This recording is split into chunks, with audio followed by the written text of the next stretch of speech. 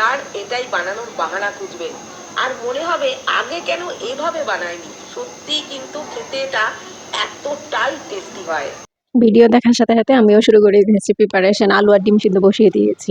অনলাইনে সব রেসিপি সবসময় সত্যিই খারাপ হয় না। এই রেসিপিটা যে করেছে সত্যি তাকে অসংখ্য ধন্যবাদ। আমি তাকে মেনশন করে দিব।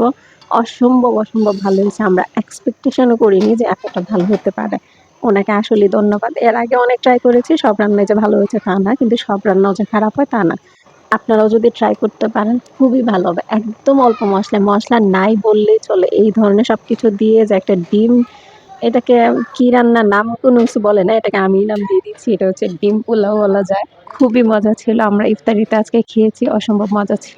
ধন্যবাদ ওই মহিলাটাকে। আমরা এই খাবারটা সার্ভ করেছিলাম কাবাবের সাথে। আর এত সুন্দর সফট হয়েছিল। বাসমতি চাল দিয়ে করেছি, ভালো লেগেছে। একদিন পোলাওর চাল দিয়েও করেও দেখবো কেমন হয়। আপনাদেরকে জানাবো আপডেটটা। খুবই মজা হয়েছে, অসাধারণ। বাসায় সবাই খুবই পছন্দ করেছে। আপনারা ট্রাই করবেন। আল্লাহ হাফেজ।